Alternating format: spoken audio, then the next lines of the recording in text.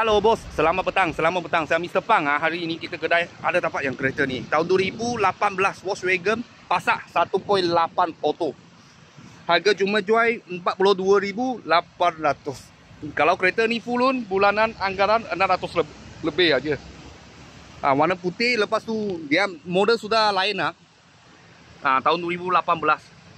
Daylight, lepas tu dua biji projector.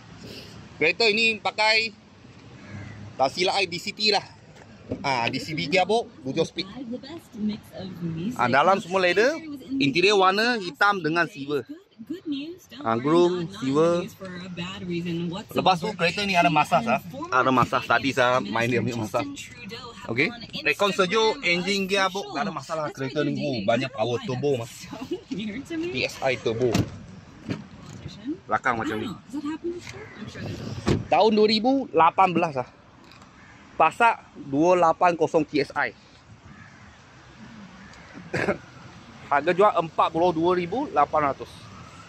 Kalau bos-bos dan kawan-kawan saya tengah cari satu Continental car, bulanan 600 lebih 700, kita sini ada sebiji tahun 2018 kereta masih baru lagi.